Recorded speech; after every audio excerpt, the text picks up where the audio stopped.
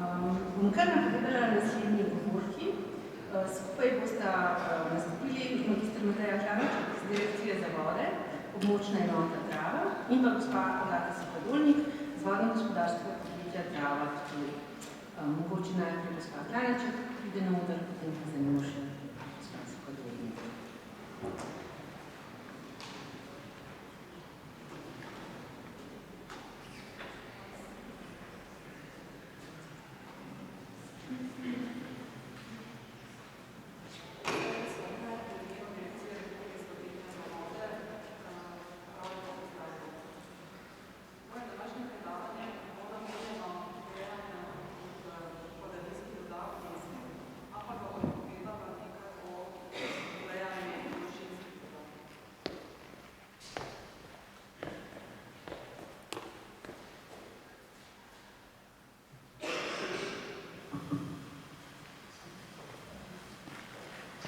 Na začetku vam bom povedala, kakšno vlogo ima Direkcija Republike Slovenije za vode v času povečanja stopnja ogroženosti pred visokimi vodami. Potem se bom navezala na nedovoljene posege v strugi vodotokov. Nekaj besed bom namenila tudi poplavam na Ptuju. Nekako bom pa potem sklenila svoje predavanje z pristojnostmi države in lokalne skupnosti na tem področju. Kar se tiče povečanja stopnje ogroženosti pred visokimi vodami, Direkcija Republike Slovenije za vode skupaj z koncesionarjem na porečju reke Drave, vodno-gospodarskim podjetjem Drava Ptuj, v času, ko je razglašena povečana stopnja ogroženosti pred visokimi vodami, upravlja oglede na terenih, bujno spremlja spletne strani na Agenciji Republike Slovenije za okolje, bdi nad spremljanjem vodomernih postaj in pa gledamo pa tudi spletno stran Uprave Republike Slovenije za zaščito in reševanje, kjer je redno ažurirano tudi intervencijsko delo uprave. Samo vlogo direkcije v času neurij, potem vse do izvajanja sanacijskega programa, sem prikazala na tej sliki, hitro bom povzela vse te akcije. Ko se naravna nesreča nekako zgodi in potem po naravni nesreči ima Direkcija Republike Slovenije za vode skupaj s koncesionarjem 3 dni časa, da pripravi preliminarno poročilo, ki pa mora vsebovati tudi slikovno dokumentacijo, obvezno pa tudi preliminarno vrednost škode, na osnovi katere potem Uprava Republike Slovenije za zaščito in reševanje odloči, ali bo izdala sklep o začetku ocenjevanja škode ali ne. Vse to je odvisno, ali lahko presodimo, da bo škoda presegla 0,3 promila prihodkov državnega proračuna, to je sedaj v vrednosti nekje slabe 3 milijone. V sklepu je določen rok, kakšen moramo skupaj z koncesionarjem vnesti škodo v aplikacijo AJDA, katere vrednosti po zaključku vnosov preverijo regijske komisije za ocenjevanje škode in pa državna komisija. Potem sledi delo Vlade Republike Slovenije, ki potrdi končno oceno škode, tako kot sem že prej povedala, če le ta presega 0,3 promila BDP-ja. Ministrstvo za okolje in prostor ima kar nekaj časa, da pripravi program odprave posledic škode, pri katerem pomagamo tudi mi. Pred izvajanjem sanacijskega programa Ministrstvo za okolje in prostor izda odločbo o dodelitvi sredstev za odpravo posledic škode, na kar lahko začne Direkcija Republike Slovenije za vode izvajati sanacijski program. Rada bi omenila to, da sanacijski program se ne more izvajati v zelo kratkem času po nekem dogodku, ampak preteče skoraj leto dni od tiste nesreče in dostikrat je v tem času že postorjenega kar nekaj. Gre predvsem za intervencijska dela, ki ki glede na sredstva, ki jih dobimo za izvajanje sanacijskega programa, dostikrat ostanejo na vodotokih brez trajne izvedbe sanacijskega programa. Sami škodi na vodotokih po neurjih v veliki meri dodatno škodo prinesejo tudi nedovoljeni posegi na strugi in posledice. Gre predvsem za posege na priobalnih zemljiščih, s katerimi zmanjšujemo pretočne profile struge. Tukaj sem pripravila nekaj slik, sicer so naključno izbrane, ne gre za porečje v območju Ptuja, gre za porečje po celotni Dravi.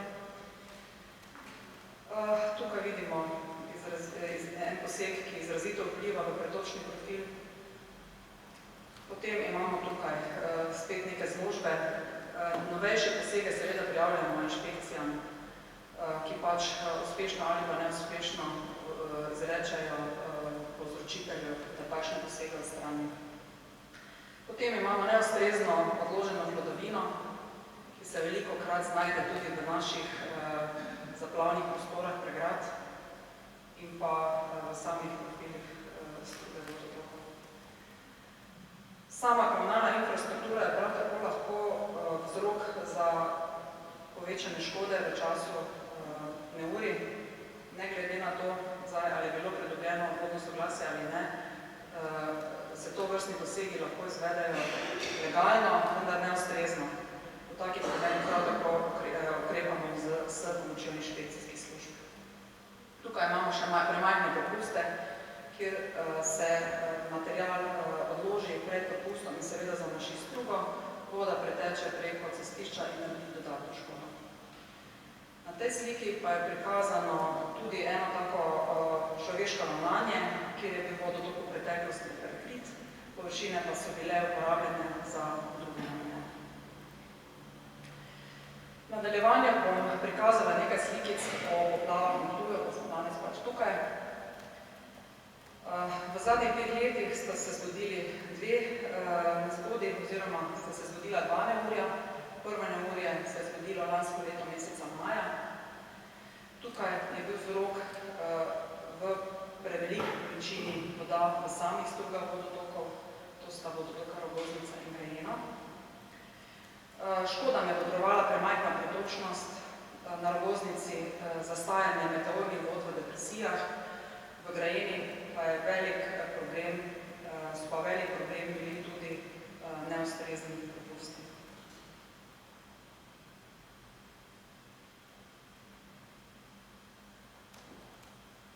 Potem pa je bilo drugo neurje meseca julija 2019. leta. V tem primeru pa vzrok ni bila premajhna pretočnost strug vodotokov, ampak so bile vzrok intenzivne padavine in veter, ki so onemogočili meteorno odvodnjavanje.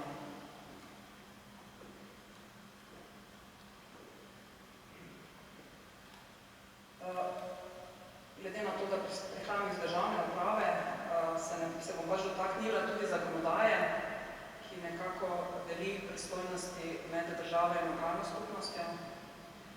V zakonu o vodah poznamo 92. člen, ki nekako dodeljuje upravljanje s padavinskimi vodami ter zalednimi vodami na lokalno skupnost. 98. člen pa vzdrževanje vodnih in priobalnih zemljišč nalaga državi kot obvezno javno službo. 98. člen med drugim v nekaj alinejah tudi našteva, kakšne so dolžnosti države pri urejanju voda, izpostavljala bi pač skrb za pretočnost struge in pa seveda odstranjevanje plava in odpadkov. Zadnja alineja, čiščenje gladine površinskih voda in preprečevanje onesnaženja vodnih in priobalnih zemljišč, pa ima posebno koncesijo, in sicer koncesijo za izvajanje del izpostitev čiščenja gladine celinskih voda, ki jo prav tako upravlja za celotno Slovenijo koncesionar vodno-gospodarsko podjetje Drava Ptuj. In ukrepi za naprej, nekako bi strnila vse te anomalije v naravi, v dejstvo, da je potrebno več pozornosti nameniti komunikaciji. Komunikacija z lokalno skupnostjo v času neurja, ko se dogovarjamo, kdo bo izvajal intervencije, v veliki meri bom rekla, da te intervencije izvaja sama lokalna skupnost z gasilci in pa z njihovimi režijskimi obrati, koliko pa nam spejo vsega postoriti sami, pa preskočimo tudi mi za našo gospodarsko javno službo. No, se pravi, ta komunikacija je potrebna tudi v času planiranja, načrtovanja, zato se tudi večkrat sestanemo s predstavniki lokalne skupnosti, samim županom ali z referenti in dorečemo nekako plan za prihodnja leta. Kar pa je zelo pomembno, je pa komunikacija z ljudmi, ki živijo ob vodotokih. Pomembna je pa predvsem zato, da se ne bi ponavljali nedovoljeni posegi, ki smo jih poprej videli na slikah. Iz tega razloga smo na direkciji pripravili en članek, v katerem je zelo poljudno povzeta zakonodaja, v kateri je napisano, kaj je v priobalnem pasu dovoljeno in kaj ne, oziroma kaj je dolžnost pribrežnih lastnikov. Ta prispevek redno ponujamo na vseh sestankih z lokalnimi skupnostmi, županom, z željo, da ga objavijo v občinskih glasilih.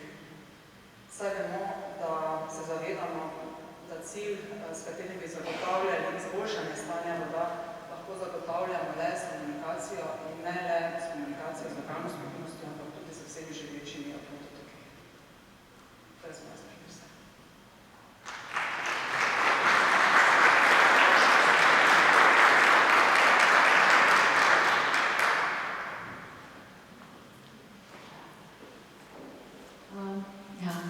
Hvala, gospa. Še drugi del tega pogleda v lokalne razmere. Gospa Gara Zahodu.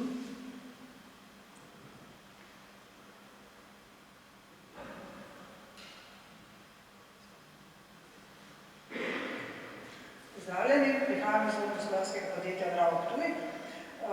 Kot je že predhodna sogovornica omenila, imamo koncesije na področju urejanja voda na vodnem območju Drave in na povodju Jadranskih rek z morjem, na področju čiščenja voda pa za celotno Slovenijo. Sama delam kot projektantka in se ukvarjam predvsem z načrtovanjem vodno-gospodarskih ureditev. Prva in največja reka, ki ogroža mesto Ptuj, je reka Drava. Pretoki, ki so bili v preteklosti izmerjeni, se gibljajo tam okoli 4024 kubikov, pa potem 82, 65, 66, okoli 2500 in leto 2012 okrog 3200 kubikov. Ptuj je sedaj varen pred visokimi vodami Drave. To je bilo pa urejeno takrat, ko se je gradila hidroelektrarna Fermin. Brez tega verjamem, da bi leta 2020 plavali. Tako je recimo izgledalo obrežje reke Drave leta 1945, izgleda dokaj lepo, imeli tako grajco, pa nizko brežino. Po izgradnji hidroelektrarne Fermin je bil na mestu te ograje zgrajen varovalni zid, to je samo nadzemni del zgradbe, podzemno je še tesnilna zavesa, drenažni sistem in tako dalje. Za to rdečo črto pa vidite označeno, dokot je segala gladina, seveda na drugi strani tega zidu leta 2012. In si lahko predstavite, kaj bi bilo s Ptujem, če tega varovalnega zidu takrat ne bi imeli. Potem ogrožajo Ptuj še Grajena in Obvoznica. Na teh dveh potokih je še vedno nerešena poplavna varnost. Sedaj je v načrtovanju gradnja 2 zadrževalnikov, v čemer bi te visoke vode zadrževali v povodju in potem ne bi težav prenašali na nov vodni odsek. Še vedno pa imamo številne težave z neustreznimi premostitvami, to bom pa zdaj pokazala recimo na tej sliki, to je en taki tipični most, z rdečimi črtami sem označila, kakšen bi bil pretočni profil in koliko je zožen recimo. Vse te napake, ki so kjerkoli pri načrtovanju načrtovanju in izvedbi del napravljene, se ob havarijah zelo hitro seštevajo. Potem je recimo naslednjo, so te celiti so speljane preko pretočnega profila, znotraj pretočnega profila. To sta recimo dva od vzrokov, potem je recimo en vzrok, to je že kolegica preomenila. Ob poseku za rasti so bile vejevje odloženo na brežino, potem pa je prišlo hudo neurje, pa vode, je mostni profil popolnoma zamašilo, že itak je zožen zaradi teh obrežnih zidov, potem je še ena cev poteka preko njega, pa tisto vejevje gor in je bil most popolnoma zamašen. Posledice v hišah gor vodno so bile pa take. In to je recimo hiša, ki po poplavni karti ni na območju, ki ne bi smela biti niti pri 100-letnih vodah poplavljena. Je pa potem rezultat vseh teh posegov. Potem imamo težave tudi z meteornimi vodami, to sliko ste že prej videli, vedno večji vremenski ekstremi, vedno več utrjenih površin, zamašeni cestni požiralniki in potem nastane to. Mogoče bi še omenila to, da recimo mi vodi ne dajemo prostora, ne. Voda svoj prostor ima, problem je, da ga jemljamo. Voda si prostor vzame, v vsakem primeru nič mi ne dajemo, ne. Problem je, če ga vzamemo, ker potem ga pač drugje vzame sama, ne. To je pa recimo še tudi en takih značilnih Prevalje lansko leto maja, Štifamov potok, ki je bil pred kakimi 30 leti kanaliziran, brez ustreznega hidravličnega dimenzioniranja. Potem so ti kanali v slabem stanju, gre za hudournik, povečanje pretoki, večje vremenski ekstremi in pol Prevalja pod vodam. Potem je pa problem tudi to, da ko se enkrat skanalizira, ko se čez leta ugotovi, da to ne ustreza, ni več prostora za odprto strugo, ker se v tem času pozida, lepo desno in je zadeva zgubljena. Potem bi pa opozorila še na eno recimo težavo, ki se pojavlja pa pri prostorskih planih. Recimo na primeru Lepega brega Drame na Vičavi na Ptuju. Na tej prvi sliki vidimo topografsko karto, ki nam kaže, kje je v bistvu morfološki rob struge. In pod tistim je zelo strma brežina. Na tej karti se pa vidi, da je območje za stanovanjsko izgradnjo začrtano do vodne gladine. Če bi šli že na morfološki rob, bi morali biti precej bolj zunaj, z rdečo črto pa je označen še priobalni pas. Tako da, po mojem mnenju, bi se morali z zgledom območje omejiti do priobalnega pasu in ne dalje. To pa recimo v naravi zgleda in s to rumeno črto spodaj sem označila, dokot je označeno. To je slika, fotografija te brežine, z rumeno črto pa je označeno, kje je, dokot je zarisano zazidljivo območje. Kar je neizvedljivo, zato imamo potem težave s tem, ker z pozidavo prebivalci potem pritiskajo in silijo v poplavna območja na poplavne površine in dobesedno v struje vodotokov. Tako, to bi bilo na kratko. Hvala lepa.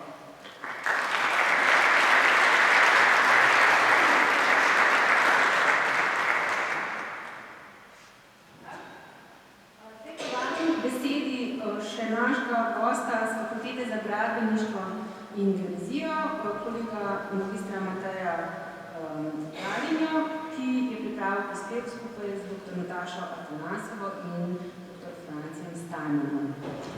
Vedela sem, da bom tle. Jaz.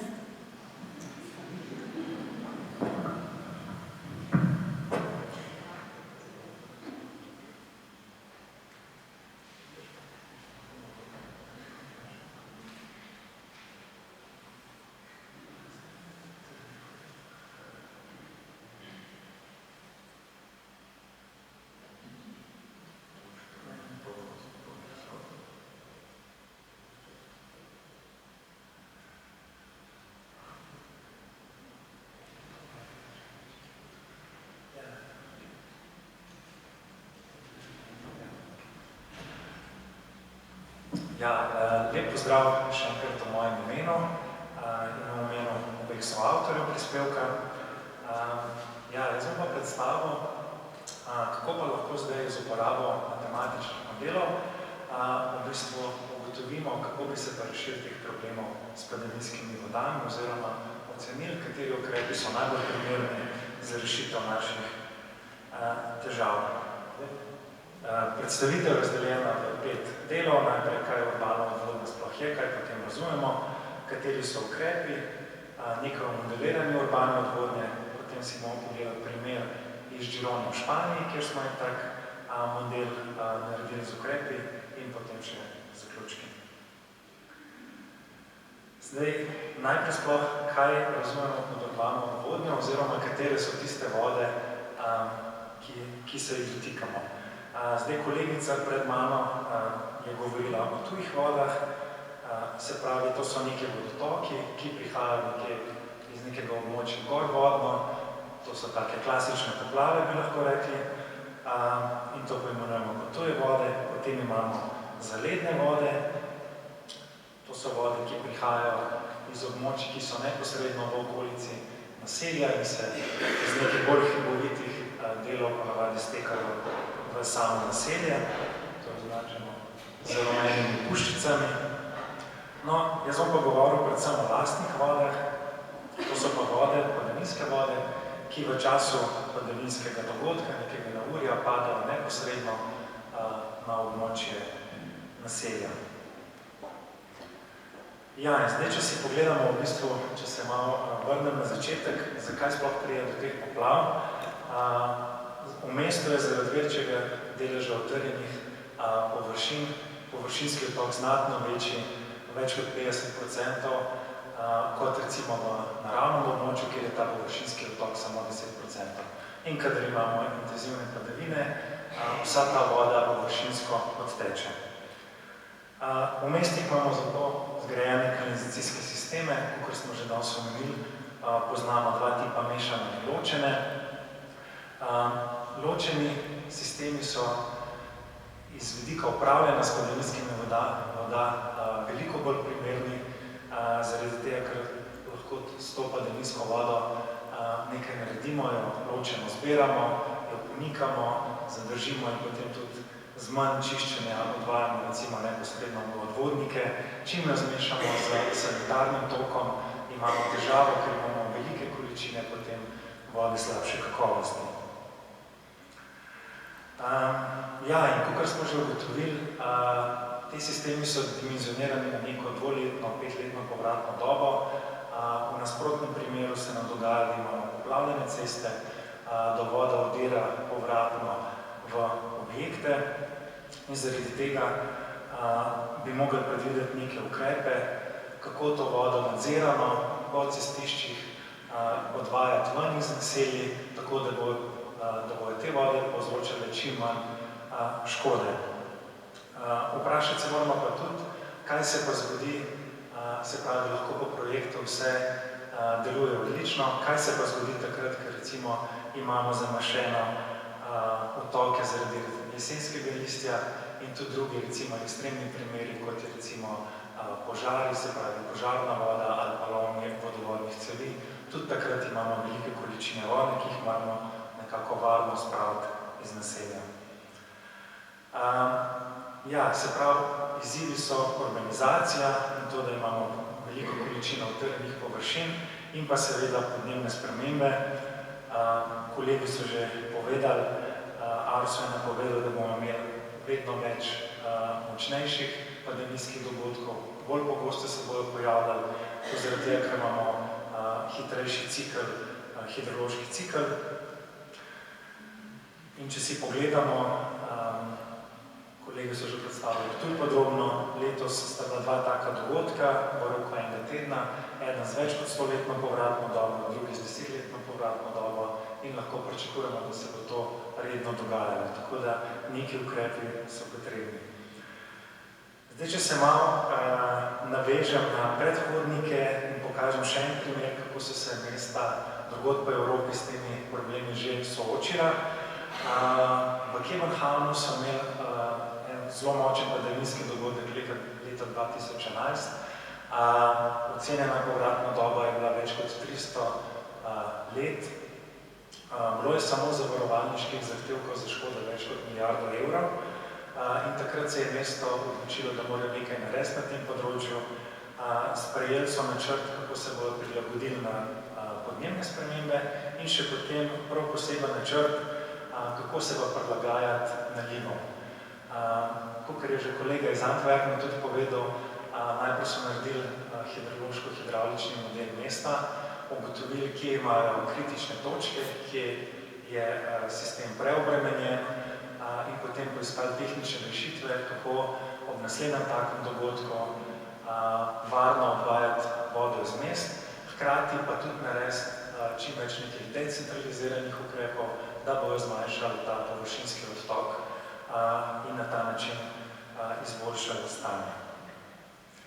Zdaj, če samo povzamem tale uvod, se pravi, površinska odvodnja nastaja izrazito razpršeno po celotnem mestu. V preteklosti smo to pač reševali s centraliziranimi sistemi, se pravi s kanalizacijskimi sistemi, ki pa imajo omejeno zmožnost reševanja tega problema.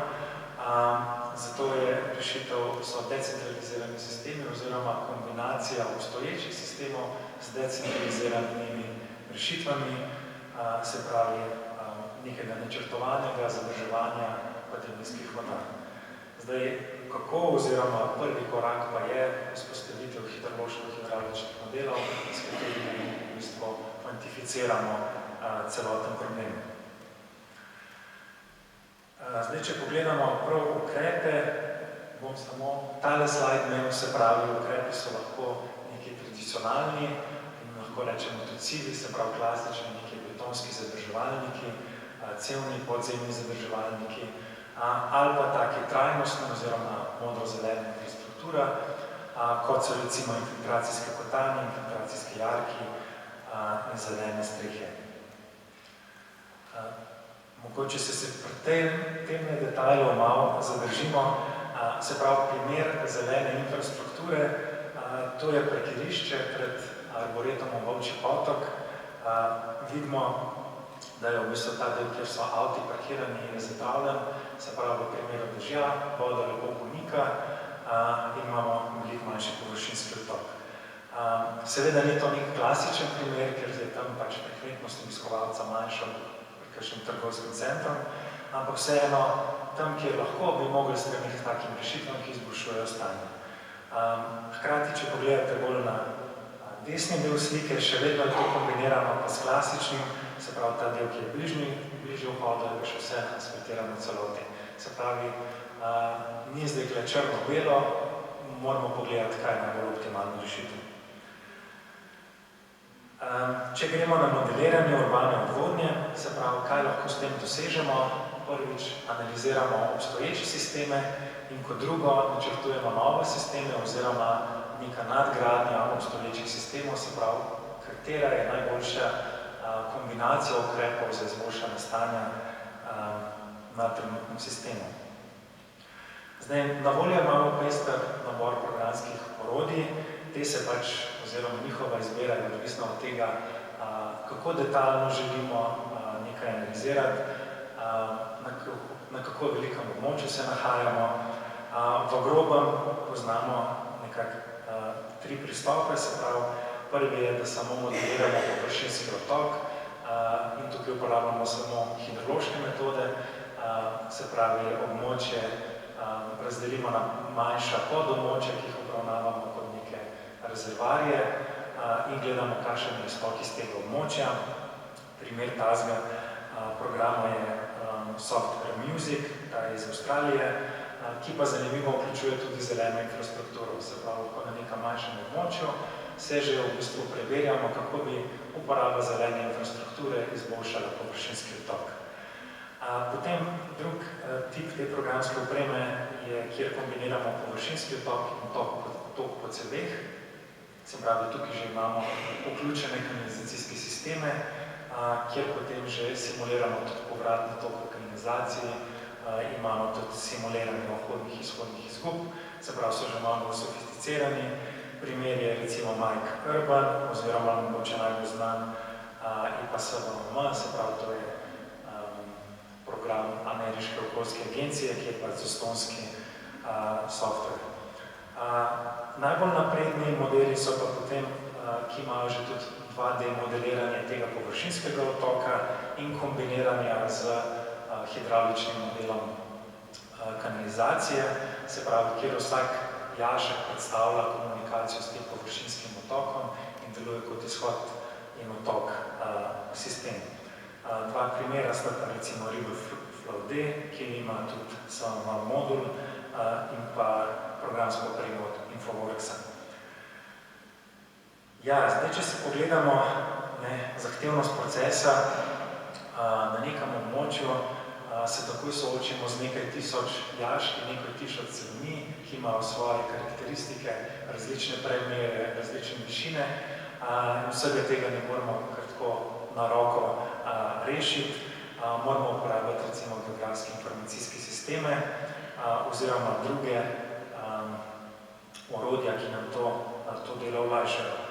Jaz bom zdaj prikazal, kako lahko z enim ponovno zastonskim umestnikom GIS-Water razvijamo hidrološko-hidravlični model v EPA-SVM-ju. Deluje tako, da povezuje prostorske podatke v QGIS-u v bistvu nam pomaga razviti potem model v EPA-SVM-ju, ki pa ne omogoča tega, da bi naše sisteme neposredno uvažali, se pravi, na sam model. Zato potrebujemo ta umestnik. Zdaj, prvi korak je, ne bom se preveč v teh tehnikalijah zadržal, ampak je še vsem potrebno povedati.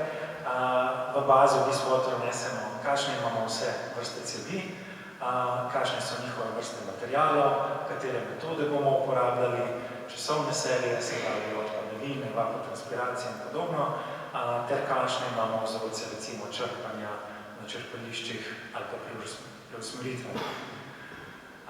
V QGIS-u se v bistvu avtomatsko so že ustvarjeni vsi te sloji, katere moramo potem napolniti z našimi podatki in so v bistvu tudi vsi te sloji, ki so potem v EPA-SVM-ju uporabljeni, so tukaj tudi že ustvarjeni. Zdaj, se pravi, naše podatke, ki imamo nekje nek katalog komunalne infrastrukture, jih moramo ustrezno urediti in uvesti v ta QGIS, v ustrezne sloje. Se pravi, imamo linijske elemente, cevi, prelive, črpalke in pa točkovne elemente, kot so recimo jaški zlivi in zadrževalniki. To moramo skupirati v QGIS oziroma ustrezno vnesti in potem formirati podobmočja. Tukaj lahko spet pridejo prav orodja, ki so že vgrajena v QGIS-u, recimo ustvarjanje podobmočij preko tisnovih poligonov, potem preko lidar posnetkov določamo naklone znotraj teh podobmočij in seveda lahko avtomatsko določimo njihovo površino. No, ko imamo vse to narejeno, imamo tudi še padavine vnešene, potem GIS-Water kreira model v SVM-ju in potem gremo lahko že na rezultate. Rezultate lahko prikažemo na več načinov. Najbolj pregleden je v QGIS-u ponovno na različnih slojih, recimo na ortofoto posnetku. Potem imamo tudi bolj detaljne prikaze v tekstovnih oblikah.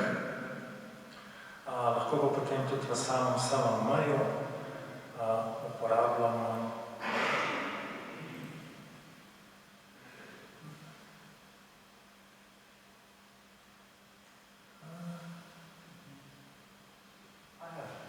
jaz pa ne, ok. Tole je prikaz, kako lahko potem tudi v SVM-ju vsi dinamično ogledujemo, kako tekom padavinskega dogodka se sistem odziva, vidimo, spreminjajo se barve jaškov in cevi glede na to, kako je pač sistem obremenjen. Na ta način potem lahko tudi identificiramo, kje je najbolj kritično, katera območja so poplavljena. Ok. In zdaj, če si pogledamo še en primer, to je za Žirono v Španiji, vi pa lahko pač ga prenesemo oziroma apliciramo na katerokoli mesto v Sloveniji. Gre za eno majhno zaključeno območje, 3 kvadratne kilometre, kjer imamo 2 kolektorja, ki se združita na razbremenilnem objektu, ki je pa res bomo rekli, slabo načrtovan, oziroma prihaja do tega, da že ob zelo majhnih padavinah tečejo reke tehle slabo razrečenih oziroma nerazrečenih odplak direktno v odvodniki je torej zelo velik problem. In zato so pač imeli tak velik interes, kako bomo pa mi zdaj rešili te pandemijske vode, kako zmanjšati pritisk na kanalizacijski sistem. Zdaj, ko se lotimo postavljanja enega tazga modela, se vedno vprašamo, ali imamo kakšne meritve pretokov, na podlagi katerih bomo potem model kalibrirali in validirali. Ponavadi temu ni tako, zato moramo vzpostaviti neko kampanjo merjenja pretokov. Takole smo na razbremenilniku merili v Gironi pretoke. Hkrati smo pa tudi vzpostavili še temperaturne senzore, s katerimi smo pa še dodatno validirali, ali tudi senzor pravilno zaznava razbremenjevanje. Tole je tale mehan, to je v bistvu zelo cenovna in efektivna metoda, kako zaznavamo, kdaj se razbremenjevanje dogaja. Seveda koristi pa samo za časovno zaznavo razbremenjevanja. No, potem na te podatke model kalibriramo, nam je to v tem primeru zelo dobro uspelo.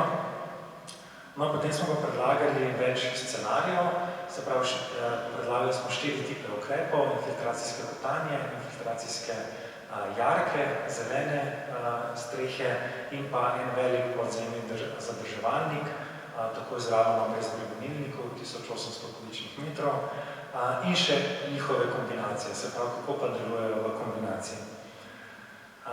Na tej sliki je še prikazano, da smo v bistvu, se pravi, z rumeno so točke, kjer so bile lokacije teh ukrepov, za zeleno prispevno območje od območij, ki se bo stekale na jarke, in z modro, katera območja bi se stekala pa na infiltracijske kotanje, zadrževalnike pa ob samem razbremenilniku. No, za rumeno šrafuro na teh območjih smo pa predvideli zelene strehe. No in potem smo pognali scenarije za različne povratne dobe in različne čase trajanja. Analizirali smo 15-minutne dogodke, 1-urne dogodke in 6-urne dogodke s povratnimi dobami 2, 5 in 10 let. V stolpcu SC0 so prikazali v bistvu trenutno stanje, kakšno je v tem trenutku, kakšno je bilo razbremenjevanje v kubičnih metrih, potem pa kako določen scenarij zmanjša, zreducira to razbremenjevanje.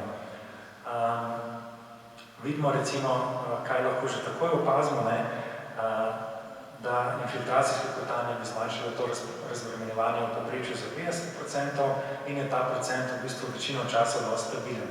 Če pa gledamo recimo scenarij 6, to je ta podzemni zadrževalnik, je bil dimenzioniran tako, da ta najkrajši oziroma najmanj intenziven dogodek zadrži v celoti, potem pa seveda njegova kapaciteta pada. Ker smo scenarije implementirali z različnim obsegom, smo potem preračunali, kakšno je pa zdaj to zmanjševanje na 1000 enot implementiranega obsega, se pravi, da bi lahko res pravično primerjali njihovo učinkovitost, in se v bistvu je izkazalo, da je podzemni zadrževalnik v tem smislu najbolj učinkovit, ker je 1000 enot zadrževalnika zmanjšalo to razbremenjevanje v povprečju za 4%. Potem je sledila so infiltracijsko kotanje 1,13%, podobno infiltracijski jarki, v bistvu zelene strehe pa pri teh res dolgih oziroma tudi z velikimi povratnimi dobami, dogodkih imajo zelo majhen učinek, 0,08%. No, ampak potem v naslednjem koraku smo pa še gledali, kakšna je pa zdaj finančna učinkovitost teh ukrepov. Se pravi, upoštevali smo še, koliko stane izgradnja, se pravi, izvedba teh ukrepov, in imamo čisto v spodnji vrstici, kakšno je pa to zmanjšanje tega razbremenjevanja na investiranih 10 000 evrov za posamezen ukrep. No, tukaj se pa zgodba malo obrne in so daleč najbolj učinkovite infiltracijske kotanje, sledijo infiltracijski jarki, potem je šele ta podzemni zadrževalnik, zelene strehe so pa ponovno tako drage se, kakor tudi nimajo velikega vpliva na razbremenjevanje. No, ker pa zdaj razbremenjevanje in finance nista edina faktorja, ki bi jih mogli upoštevati, smo naredili še multikriterijsko analizo, kjer smo pa upoštevali potem tudi dolgoročne stroške, se pravi tukaj je OPEX, kakšna je možnost za njihovo izvedbo, kakšne so neke dodane koristi in pa biodiverziteta, oziroma ali ima doprinos biodiverziteti. In smo ponovno prišli do zaključka, da so infiltracijske kotanje daleč najbolj ugodne, potem recimo infiltracijski jarki, kot najmanj ugoden se je pa izkazal ta podzemni zadrževalnik. Se pravi, nima nobenih dodatnih koristi, ko investiramo v ta denar, razen na razbremenjevanje. Zdaj, če povzamem oziroma zaključim, učinkovito upravljanje s padavinskimi vodami je zelo pomembno tako za varovanje mesta, kakor tudi za komunalna podjetja, saj na ta način trajnostno gospodarijo z vodami in tudi svojo infrastrukturo. Hidrološko-hidravlični modeli so neko ključno orodje, kako načrtovati oziroma izbrati, kateri ukrep je najbolj primeren. Obvezne so meritve pretokov, s katerimi identificiramo v bistvu, kakšna je sploh magnituda našega problema in je treba z njimi začeti čim hitreje, ne šele takrat, ko se začnemo z modeliranjem ukvarjati in pa da decentralizirani ukrepi zmanjšujejo poplavno ogroženost, razbremenjujejo okolje, se pravi, nimamo vpliva razbremenilnikov in pa hkrati nudijo neke dodatne koristi, ki jih neka siva infrastruktura ne ponuja. Hvala.